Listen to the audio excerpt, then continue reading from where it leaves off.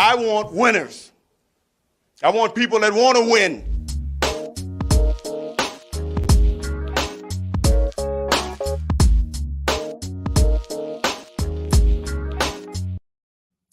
Rod, it was only a few days after the 49ers traded for Christian McCaffrey.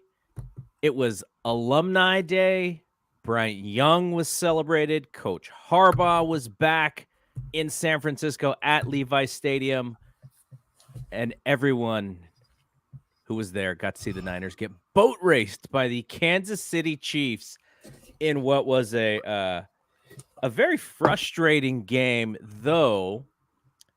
I think what happened, the actuality of what the game was sort of in the back of our minds. We saw it in the Super Bowl in 2000 and Super Bowl LIV in 2019. And I was very frustrated watching, but it was also my biggest fear. So it's not like I was super surprised. My worry was that the 49ers would get field goals instead of touchdowns, and that Kansas City would get into gear and they would be on the field, and the Niners defense would be on the field for too long.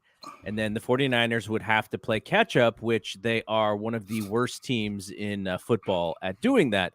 Is that stat true? Am I reading that correctly?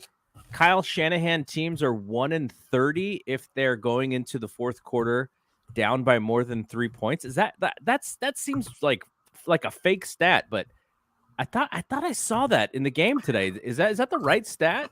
I don't know if that exact number is right, but it's pretty damn close, is what is my understanding.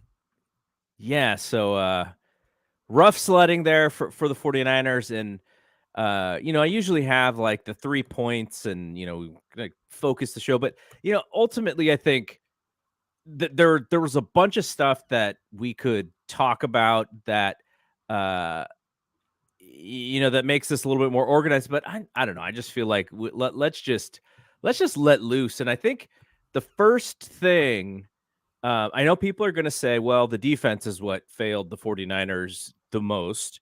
And I mean, I somewhat agree, but it's also where you're also talking about maybe the best quarterback in the league who showed us in the Super Bowl that he's going to be really tough for the 49ers to beat at any point.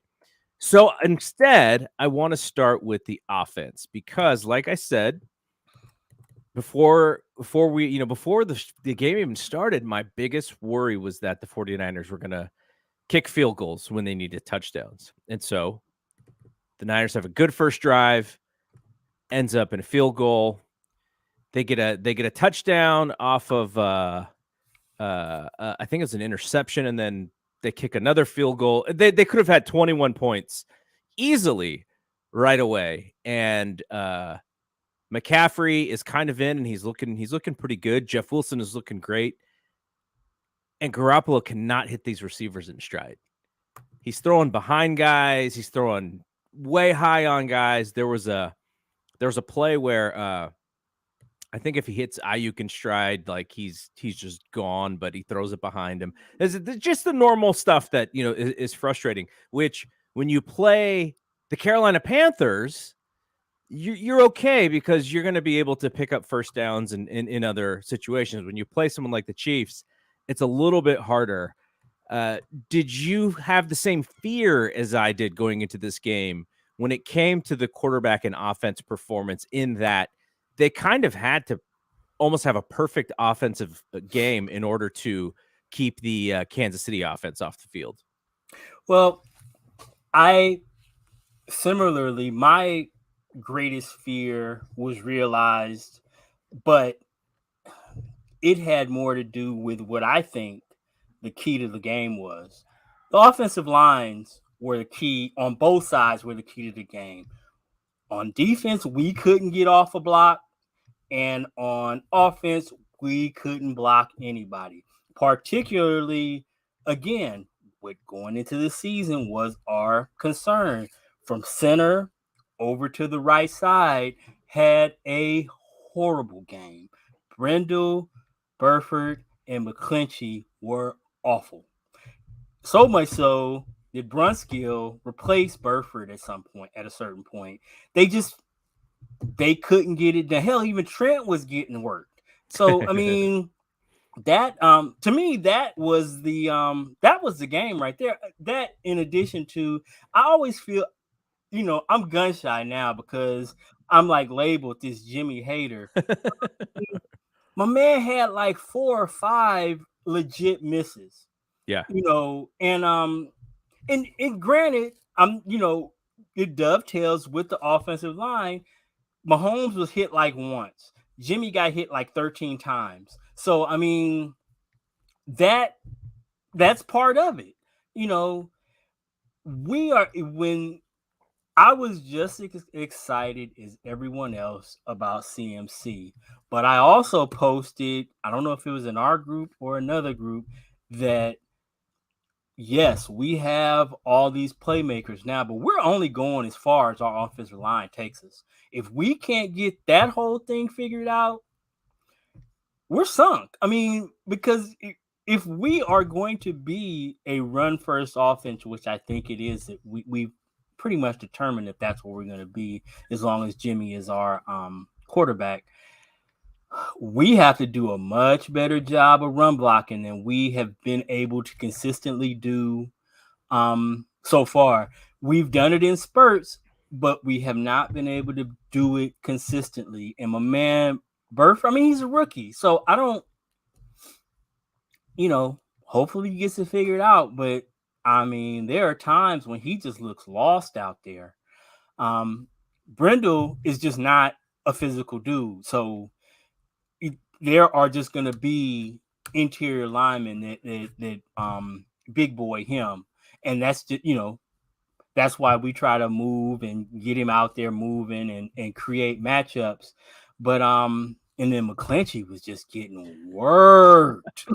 He was just getting worked. I mean, my guy even got put in a chokehold, and they still called the hold on him. That's how bad it was. It was not good. And then, like I say, their offensive line was awesome. We couldn't get off.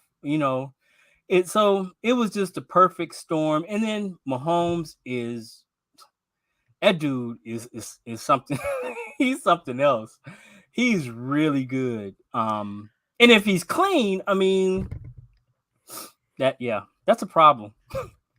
Okay, here's a comparison now. I saw Shanahan compare him to John Elway. And I'm a little bit older than Shanahan. So I saw the John Elway seasons where his interceptions were about as equal as his touchdown passes, and his completion percentage was really low. Though, to his defense, a lot of that Denver offense was taking big shots down the field. So, of course, your completion percentage is going to be different. You know who I saw today was a 2022 version of Joe Montana, and I'll tell you why. When I was watching Brady, when Brady was coming up and just being, the greatness of Tom Brady, I was like, wow, like that guy, he doesn't have the Montana athleticism, has a little bit of a better arm, but the decision making reminded me of Joe. Like, he knew every scenario in which, okay, the pass rush comes here, up the middle. I know where to go in every scenario. That's what I was so impressed watching early Brady with. And it's what Jimmy doesn't have, right? Throwing the interception in the end zone, eyeballing one receiver, not knowing where to go when the play blows up. Like, that's what Jimmy doesn't have. So, but what Brady didn't have that Montana had was the escapability. Yep. Tom Brady, and you're seeing it now, Tom Brady is throwing the ball way earlier than he wants to because he doesn't have any mobility and he doesn't want to get hit. He doesn't want to get blown up. He doesn't want to get injured. And that makes sense because the dude is 45 years old. I heard Ben Solak from The Ringer. He was talking about sort of, and you're on this. You've been on this for years. The new quarterback that has to have mobility. And the reason for the mobility isn't necessarily to scramble. It is to take the minus plays. Jimmy had 5 of them. He got sacked 5 times, and turn them into positive plays. Even if it's just a positive by 1 yard, it's Back still to a the line of positive play. scrimmage. Pat Mahomes does that by not even having to run the football himself, because he understands how to step up, how to move out, how to give his team time. He creates those positive plays when there are negatives. Bosa got him 1 time today, and he had no chance to get out. It was just Bosa being Bosa. So he adds to that element. And the other thing, the reason why he reminds me of Montana, Jerry Rice is the greatest receiver of all time. I think we all agree with that. Yeah. Part of the reason why Jerry was able to have so many great yards after the catch is because Montana hit him without having to break stride. Rice would catch it in stride, and he's already running at full speed, and the DB's having to move and trail him, and he's gone. And we saw so many of those plays when we were younger with Jerry, and that is because Montana would just hit this dude in stride. Pat Mahomes hits these guys in stride. He hits them in places where the DBs aren't. There's the little the route for the bigger receivers. He's throwing high when they need the ball high. Kelsey, he's hitting Kelsey in certain areas where a smaller DB can. All of that stuff is so beneficial to these receivers because they just have to run their route and the ball is there. Whereas the flip side, and we're going to pick on Jimmy, even though this game is not really Jimmy's fault is why they lost. But you saw Ayuk, I think at least twice, balls thrown behind him on a slant. Debo hasn't really been able to get off, and a lot of that is because they're throwing these little screen plays or these little short passes, and Debo needs to catch and immediately move, but the ball's not where he needs, so he's got to go backwards. It's on his hip. So Pat Mahomes is like Joe Montana 2.0 to me. And that may be like for 49ers fans, that may be like really, really high praise. And it's high praise for me because, I got to watch, Joe since I was like 6 or 7 years old play all, until those Kansas City years. And Mahomes is, I always said that Brady was the best, and Brady overall his career, because Mahomes is still early in his career. I always thought Brady was like the second coming of Joe. Pat Mahomes adds a different layer because of his ability to not make negative plays. And I think that is so important. I mean, and if you're Shanahan, right, and you're watching today's game, you're going like, damn it, if we just had Trey Lance. Like, it just adds a different element to what they could do because, Jimmy, how many quarterbacks take 2 safeties in the first 7 weeks of the league, right? Like, that's just stuff like that where you're just like, man, we just cannot compete with some of these teams if we're having so many negative plays from that quarterback. Legit, I don't know if it looks like it because of the way Mahomes plays, but they run an RPO offense. He has run options. He does not run as much as someone like, say, Josh Allen, but he has that option. He tends to run to throw. Yes. More so than somebody like Josh Allen, who does a lot of Jaheim plays where he just takes it and is, trying to run over the whole defense. And and look, I mean, we haven't seen it yet because Allen is still young in his career. But you probably want the guy who doesn't take the pounding because we saw what happened to Big Ben, right?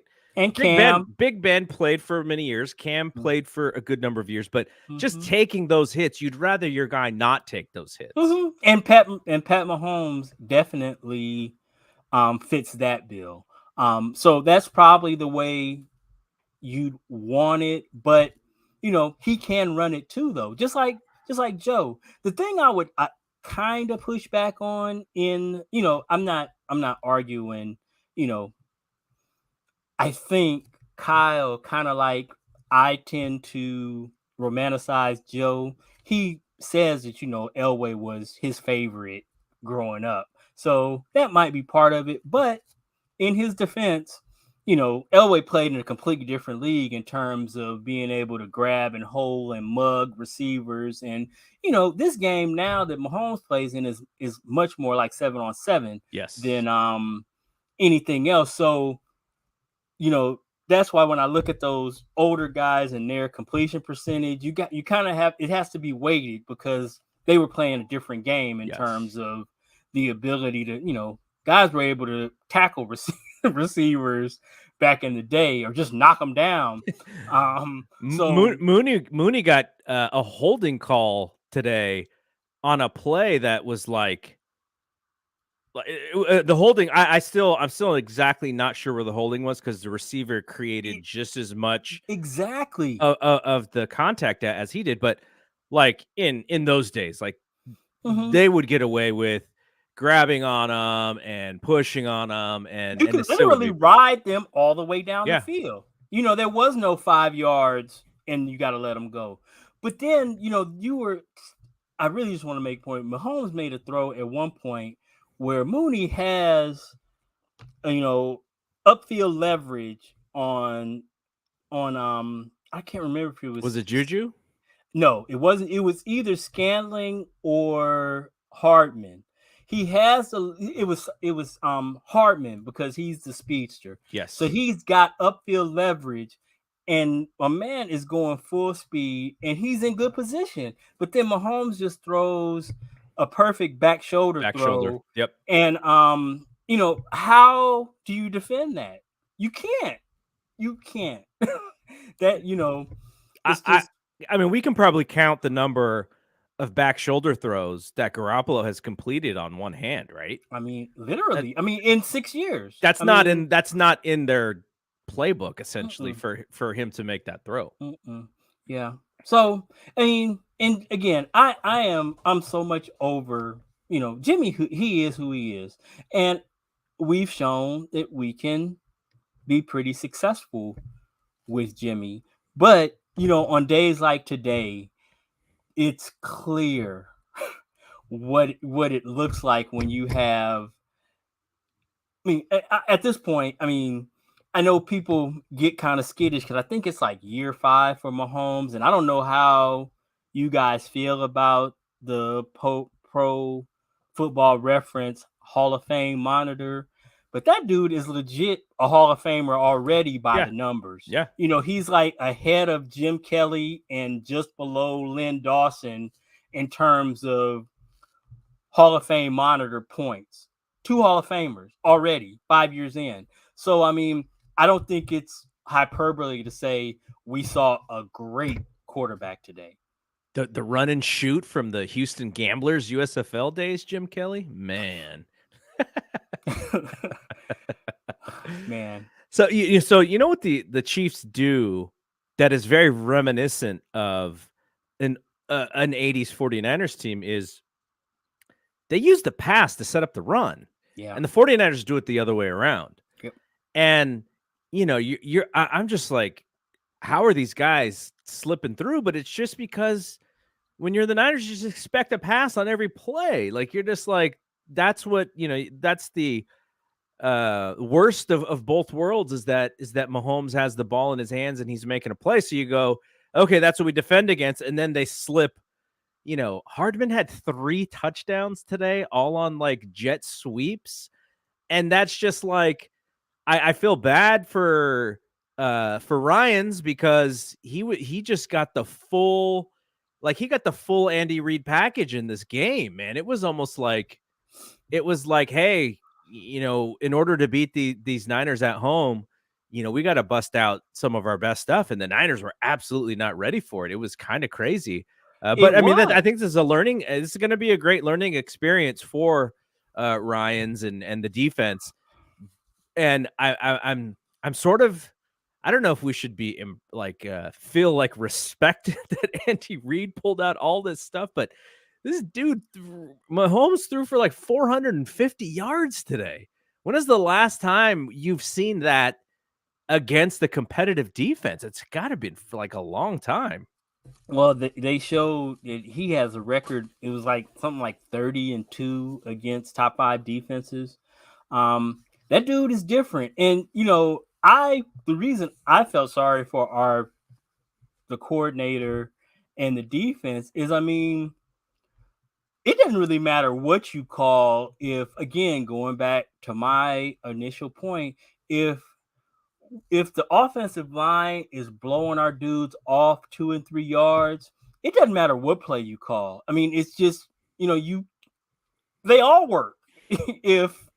if they're reestablishing the line of scrimmage on every play, because on those jet sweeps and on those slip screens and all that, there was just so much room. They had just kind of completely reestablished that line of scrimmage, and there's just nobody around the ball carrier. So it's really hard when you get somebody like McKinnon or Edwards-Helaire with a full head of steam with nobody in front of them. It's just you're going to be hard pressed to make a play.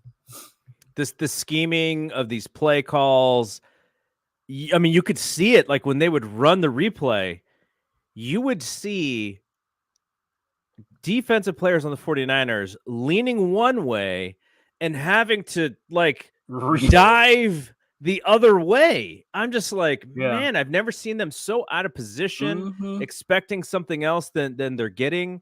And plus, they may not have Tyreek Hill anymore, but they still have speed. And where they don't have speed, they have height and strength in the receivers. And so, yeah, it was they gave us whatever the big picture is for Kansas City and whatever their narrative is for getting back to the Super Bowl. Like it was on display today. It was like a statement game for them to come out and play the way that they did. 49ers aren't a great home team as it is. Since Levi's has opened, right? They have not established the home field advantage there, but still, to get your butt whipped like that at home on alumni weekend with Jim Harbaugh in town. Did we ever hear of Cap? I don't think Cap was there, right? I was wondering about that this morning, but I did not. I think I would have thought that if he was there, that would have been noteworthy enough for mention. Yeah, I heard Crabtree. They didn't even ask Crabtree. That sounds kind of sketchy, right? I don't. He says he didn't get an invite. The team has not confirmed that. So if that is the case, that is kind of sketchy. You know what I bet happened? I think the Niners invited Hammer, and Hammer was supposed to extend the invite to Crab. That's probably what happened. Exactly. So from Justin, our guy Justin checking in says the secondary is definitely hurting right now. The injuries, that's another thing. Like guys were going off the field left and right, but they were coming back in. I know Hufanga came out. I was like, oh no, concussion. That's again. A wrap. He came back in, so hopefully he's going to be okay. And then Justin said, all facets of the game need to improve, but he's not panicking. And I guess the reason to not panic is because the NFC sucks this year, man. Yeah. My goodness. I was before this game started, I was just kind of clicking around. I don't really watch a whole lot of football except for the 49ers. Like I'm not sitting there, at 10 a.m. just going like, okay, I'm going to watch, 9 hours of football today. Yeah. You didn't miss anything this morning. That was a horrible slate of games. Yeah. But just looking at, the standings and the teams who are losing, like Green Bay lost again to, of all quarterbacks, who was Washington's backup? Taylor Heineke. Yeah. Heineke loses. The Bucks might be done. Oh my gosh, they lose to the Panthers of all teams, who I thought was the worst team that we'd seen. And it wasn't even close. They got blown out by the Panthers. If you're a Bucks fan, do you Do you find some way to contact Giselle and just say, please get back with my guy, get back with TB12? He needs you. He needs his family. That's because rough. oh my, like this guy, I think the right decision was to retire last year based on how he's playing now. He's a gamer and he's a competitor, so I'm sure he's going to try and find ways to turn it around. But it is not looking great for Tom Brady. But I mean, he's 45 years old. I mean, I guess this is not the first time we've seen it that these guys always tend to stay 1 year too late, then leave 1 year too soon. I mean, because it's on full display right now. He's just not very good. And then the national media is talking about, how he's not there on Wednesdays now and how. What about being at Belichick's wedding on a Saturday night before the game? That's rough. That's rough. I mean, if you're one of his teammates, I mean, what do you say? I mean, it's Brady. So, I mean, I guess, you just got to deal with it. But that's a problem. I mean, they're not good. And their defense is the other thing that's, Brady aside, their defense was supposed to be one of the best in the league. And that's just not the case. But like you say, I'm not panicking because, Seattle's leading our division now. Yeah, 4-3. Crazy. And they're not good. So if we can just, and we did it last year. We were 3-5 last year, and we got it together enough to make a run. So if we can get healthy, integrate CMC, and figure something out on the offensive line, I don't know. But we really don't have many more answers. I mean, you got maybe Brunskill, but I mean, we know what that looks like. McClinchy's just, that is going to be what it is. You don't want to play Jalen Moore. Maybe McKivitz comes back and you can, that. But if you're talking about Coach and McKivitz being the answer, I'm not sure I want to know what the question is. What about poor Jalen Moore, man? The special team on the field goal, all they do is like shuffle their feet. He just jumped, like he's just like, huh? And like it wasn't one of those where he takes his hand off the ground and immediately puts it back. He just like took it off and was like, oh my God, everybody's looking at me. I felt so bad for that guy. I was like, that's like a high school trick, man. It's rough.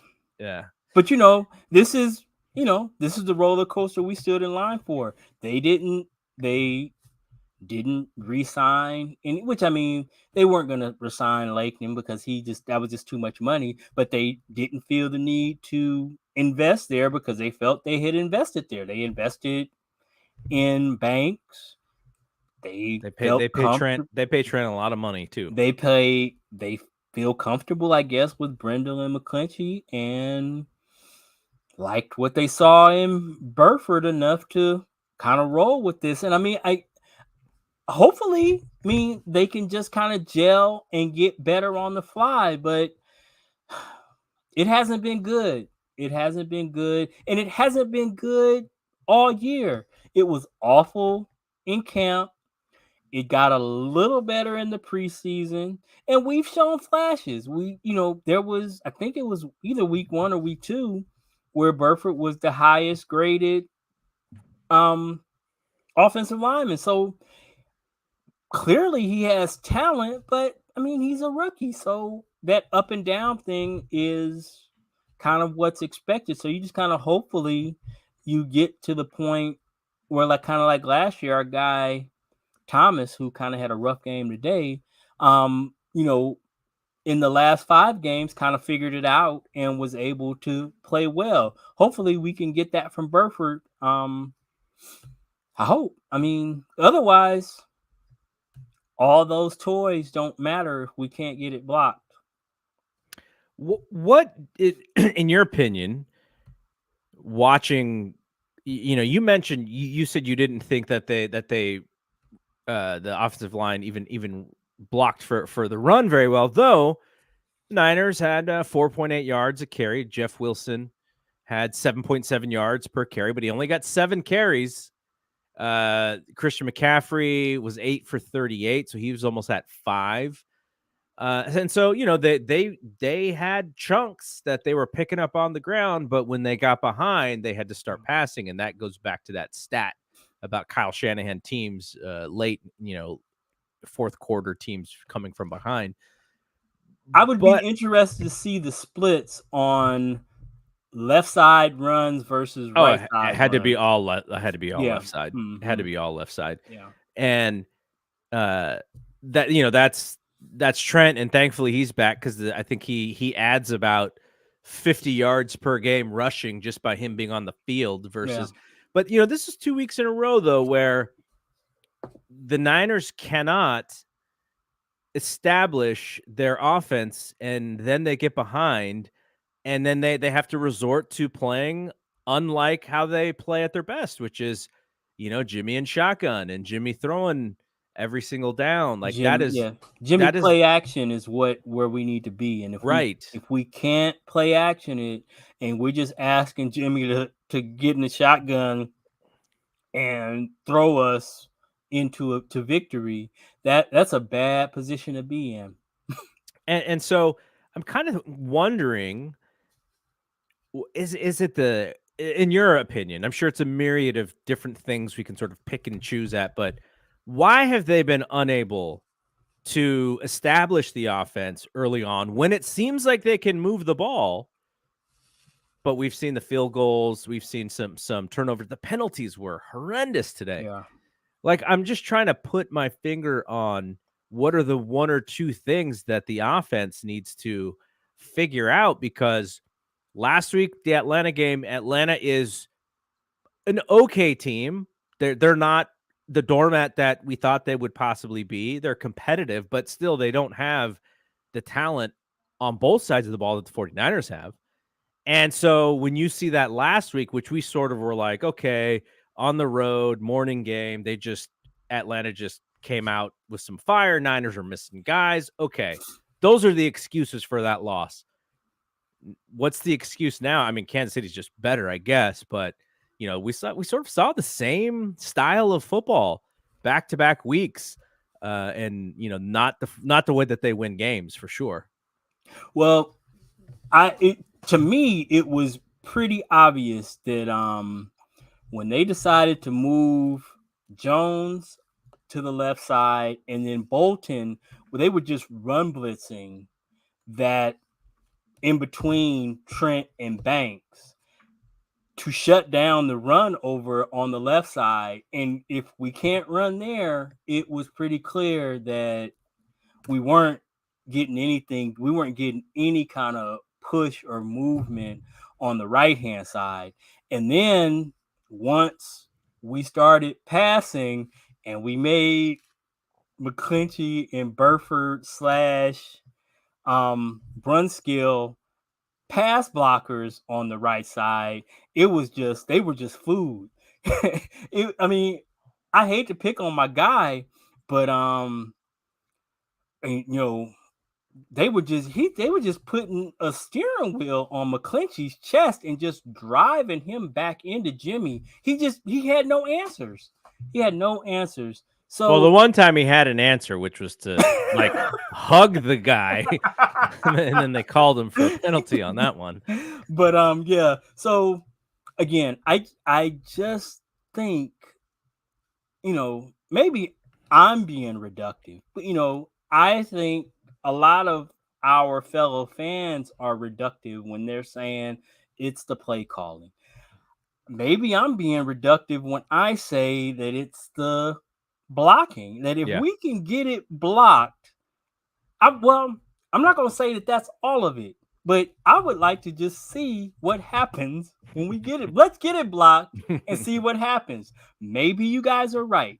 Maybe Kyle Shanahan has forgot how to call offense, but I would like to see us get them all blocked for us to be. I think we need to be able to do that before we can make a definitive determination on whether or not, because I don't know, Bill Walsh included, No coach has my offensive line is getting their ass kicked. They don't have that package. What the package my offensive line is getting their ass kicked package doesn't exist. If that's happening, it's hard to call any offense. So Well, the only that package works if you have 2016 Russ, right? Like Yeah, 2016 Russ can still make plays running for his life, but Yeah. very few others can do so. So the one thing, there's one. If I had Shanahan's, if I was in the locker room or whatever, and I could ask him a question, I would ask him, and I hope that they're asking him this. Niners get the gift of the knuckle punt at the end of the first half. They get the ball back. I don't even, it was like inside the red zone, I think. Mm-hmm. And it's 3rd and short. And it's either kick a field goal, or let's score a touchdown. But we can even get sacked in this scenario and we're fine. Mm-hmm. We just cannot turn the ball over. That's exactly. He took Christian off the field. And what we had heard Friday and Saturday was that if anything, Christian is going to play in the red zone and he's going to play on 3rd down. Mm-hmm. And so it is 3rd down and in the red zone. And he pulled Christian off the field for Ty Davis Price. And I'm trying to figure out, was Ty Davis Price in there so that they thought it was going to be a short run, sort of as a decoy? Because they were not fooled at all. And I don't think they cared if Ty Davis Price was going to get the ball, because they came from all angles and Jimmy turned to his left and he threw it to poor Ray, who was like 5'9". And this guy is supposed to actually, he didn't even throw it to Ray, but Ray is in the vicinity. Mm-hmm. He meant to throw it to Kittle, who was kind of running that corner to the end zone, but he left it short because he was kind of got hit on his back foot and getting hit and being pushed back. I would just wonder Kyle, give me your analysis on that play. Where was that ball supposed to go? Because, I think Wilson just ran like a little wheel and he was like wide open in the middle of the end zone. But, Jimmy did, whether he didn't have time to see him or whether he just focused on Kittle the entire time. I want to hear Kyle tell me, A, why McCaffrey came out. I'm assuming it was Ty Davis Price is their short, 3rd and short runner to decoy the Chiefs into thinking they were going to run the ball. And then also what give us the analysis on that play and what happened, because that was one of the worst plays that I have seen. What I expect to be a good football team, like it was bad from all angles. It was just a bad play. Well,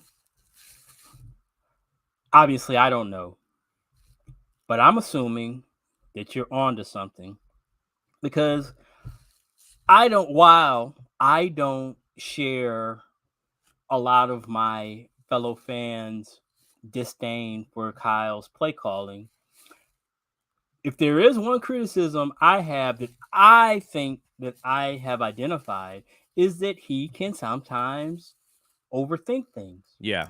And so your analysis seems like what I would think is that he was trying to juke him into thinking that it was going to be one thing and it was going to be another thing. And then I can't believe that Ray and Kittle are supposed to be that close together. I can't believe that that's the way that play was drawn up. Yeah. So somebody wasn't in the right position. And then compounding it is the fact that in rewatching, I'm kind of a nerd, y'all. I rewatch these games sometimes 2 and 3 times, and I am pretty sure at this point that Jimmy Garoppolo is simply making one read and throwing the ball. Because if he's scanning the field, there's no way he doesn't see Wilson. I think he was on Kittle all the way. And you just it's a problem. So like you your analysis, I agree with. That play was all bad from the inception. Okay, and now here's here's sort of the going deeper into this, which is I don't know if Jimmy can audible out of stuff, but he had to see something in the defense that said, okay, maybe this isn't the best shot that we got.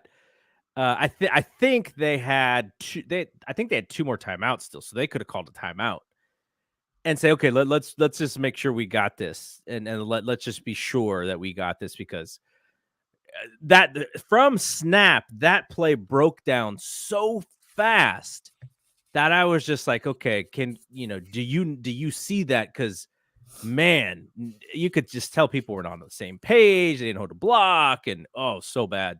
Well, let me tell you what you just said.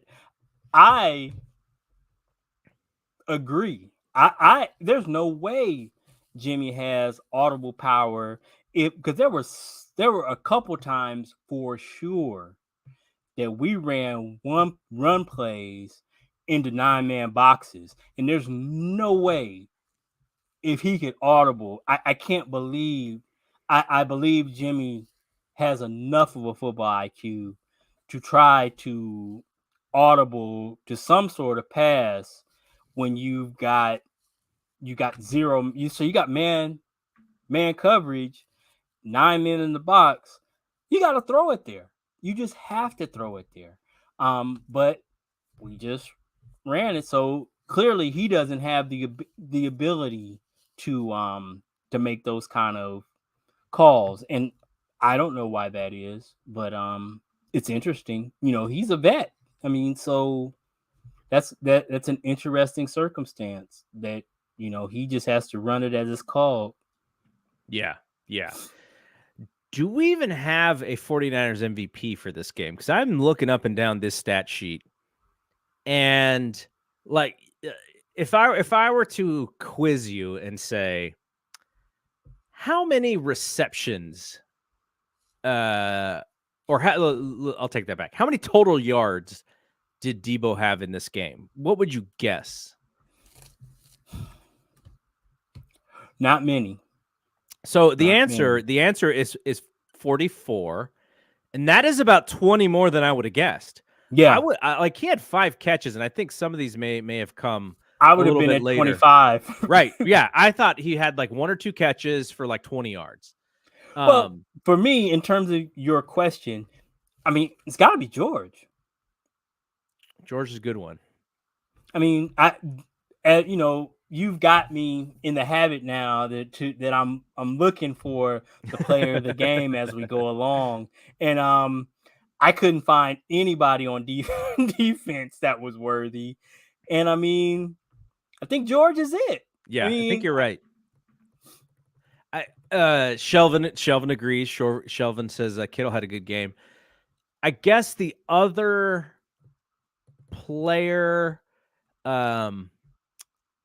Robbie Gould kicked 2 50-yard field goals. I mean, he's the MVP. So I mean, so he's like the all-time. He's not the player of the game. He's just our MVP. Period. So someone asked me, or someone asked the chat, why Robbie can't kick it in the end zone, and I said I took out the G and the U out of his last name, and I was like, Robbie Old, man, he doesn't have the leg strength to kick it in the end zone, because the special teams was also pretty bad today. That is 2 years in a row. They tried to make some changes this year. They changed coaches, and it is still, Ray's up and down. I trust him with the fair catch, at least. Like, he's very consistent with that, and I think he's only fumbled once, but he hasn't really. I think he's had one. But that's a part of his game, though, that bears watching. Even when he was in Pittsburgh, he'll put it on the ground. He will put it on the ground. You know what? It's interesting. We haven't really talked about it in the chat, because I guess we don't really talk about punters and special teams very much. But it's kind of interesting that it seems like taking away the kickoff duties from Mitch has helped his punting somehow. I don't know what it is, but he's been good this year. Yeah. He's been good this year.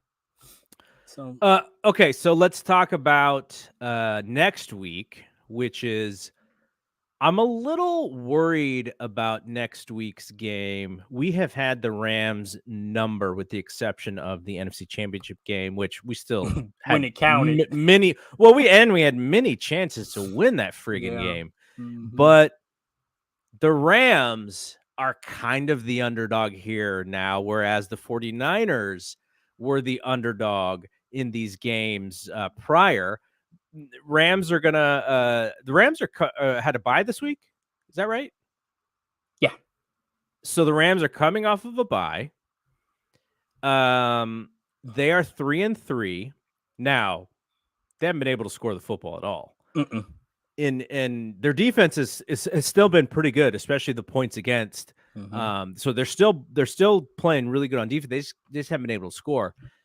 And I'm a little more worried about this game after losing 2 games in a row than I would have been if we had won. If we had split, I would have felt pretty good about this game. But there's something about both of these teams kind of fighting to stay relevant in the division. 3-5, like you said, last year, the Niners came back from 3-5. I don't imagine either team with all of the resources that they've put in. That's a pretty disappointing season for the Niners and the Rams for as much money as they've spent on players and this, especially for the Niners, especially with this defense, they really put some effort into putting this defense together.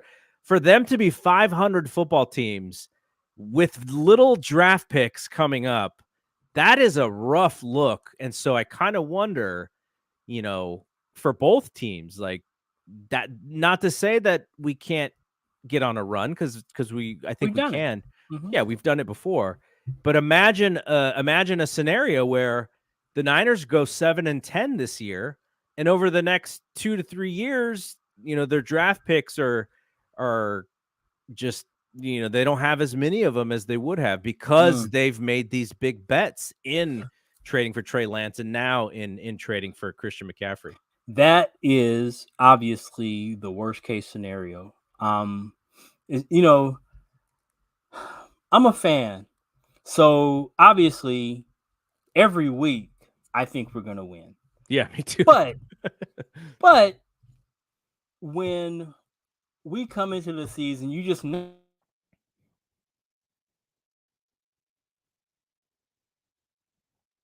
I think Rod may have frozen up here. We'll get. Oh, there you go. I can hear you now. That I had penciled in as a loss.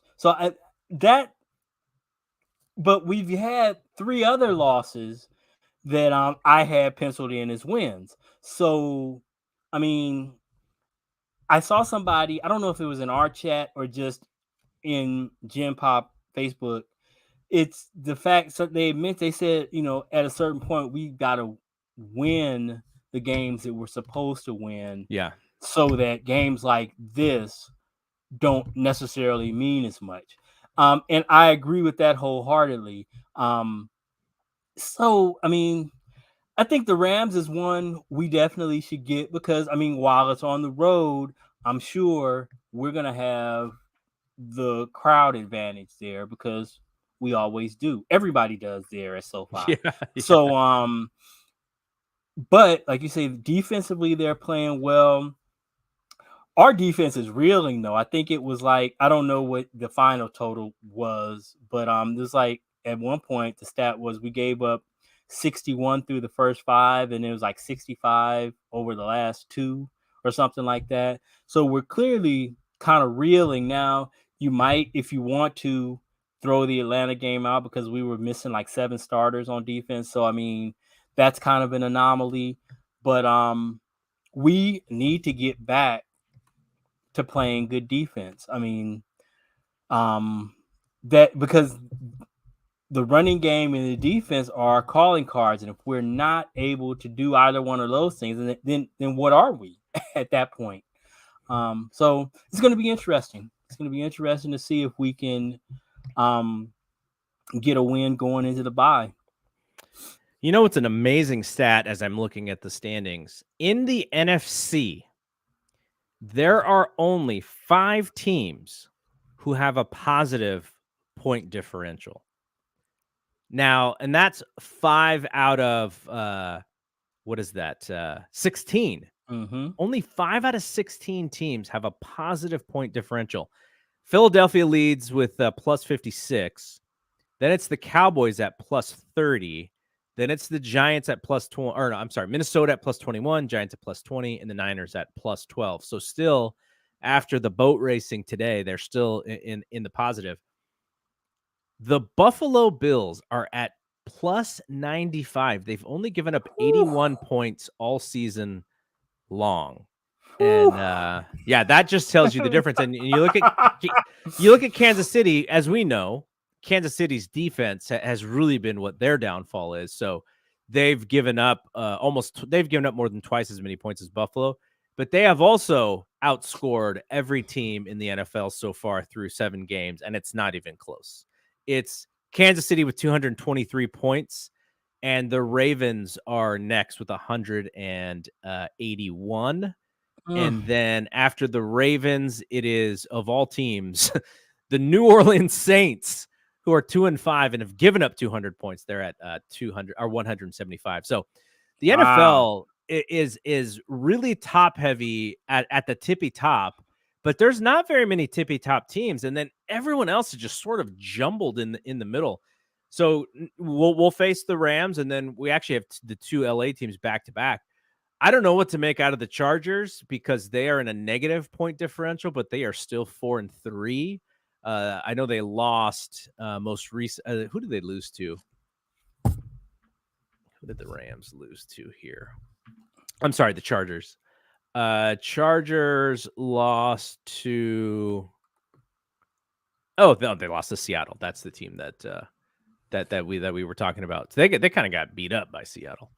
All right, so next week against the Rams, we've seen the Rams. We know the Rams. Both of these teams know each other very well. Rams still cannot run the football, which it really hurts them. And I guess like the thing that we hope to see is how the 49ers slowly and gradually bring Christian McCaffrey into the RB1 spot. I hope for his sake that he is not, that they are just not going to run this guy into the ground. I don't think that they are.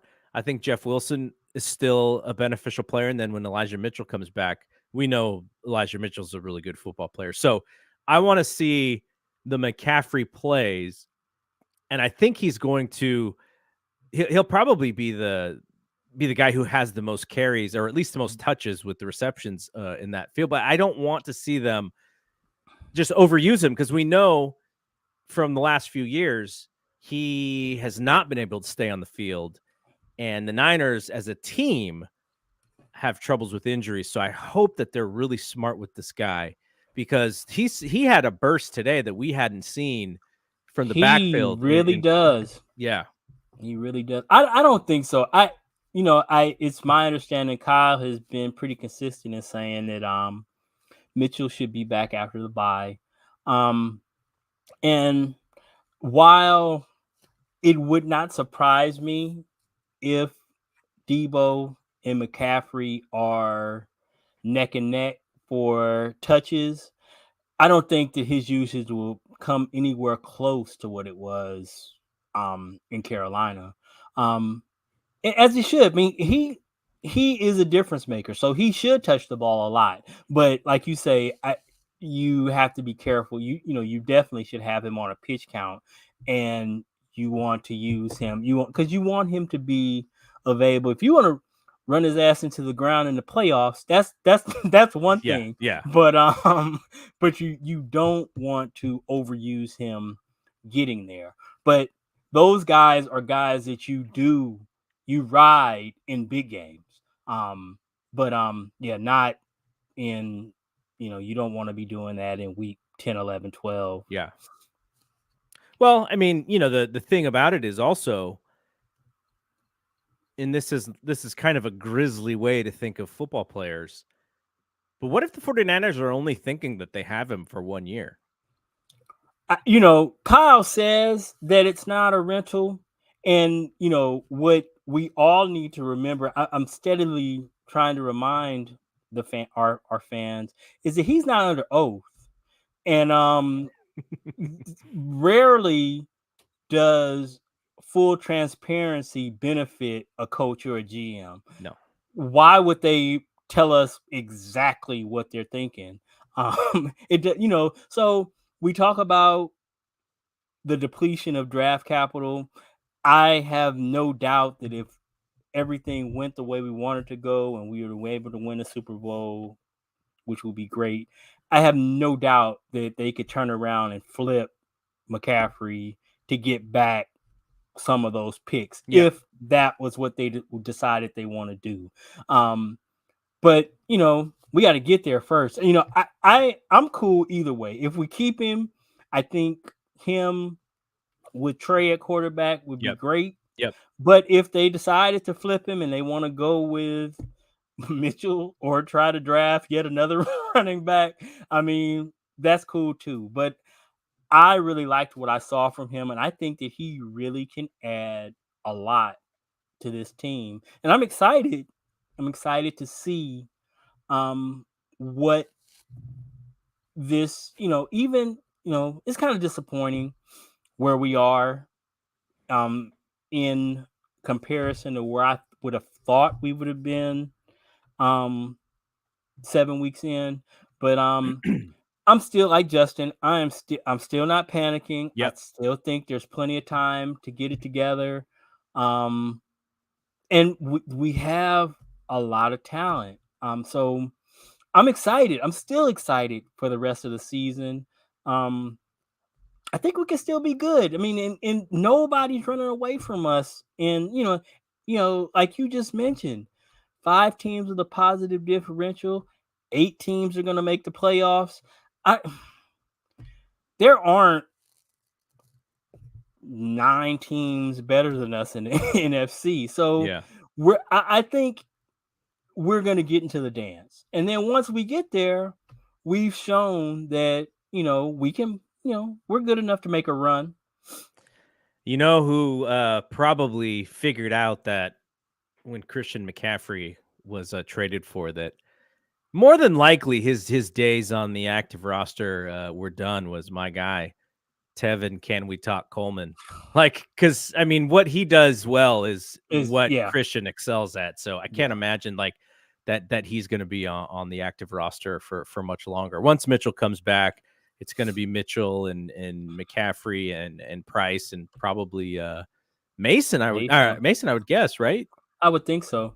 And maybe Tevin is able to hang around on the practice squad because injuries happen. When you're talking about Mitchell and CMC, both kind of have a checkered injury history. So while we hope nothing but good health, I don't think there's any way that we can we could be assured of that. So this is as good a place I would think for him as any to kind of just hang out.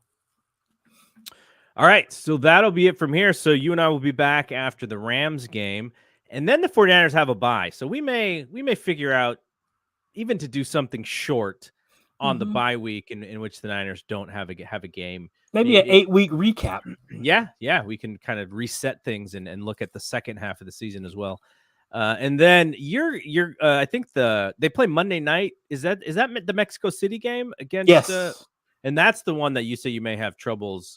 Well, after my foray last week in Vegas, and I'm going to try to be available because they tell me that after the game in Mexico City that getting to transport is going to be like a 2 or 3 hour ordeal. So, man, I'm going to try to have my little setup, and if the Wi-Fi will allow, and I've already got for our group, I'm doing all kinds of stuff while I'm down there. I'm going to be trying to talk to 49er fans. Dude, that'd be awesome. I'm gonna try to figure out how to run down Mayoko and Burrows and Lombardi and talk to them and just try to get some stuff Yeah. for our people. But I'm gonna try to be on, even if it's for just 10 or 15 minutes, to kind of recap what the experience was like.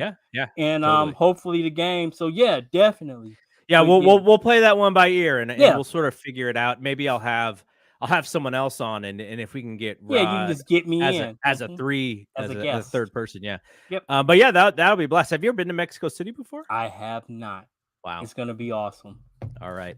Okay, so we're done here. We're gonna be back next week, and then yeah, we'll figure out the Mexico City week, how we'll do that show. But for here, our 3-4 Niners, unfortunately. But yeah, so Rod and I will be back next week. For Rod, I'm Double G. We'll see you when we see you. Peace out.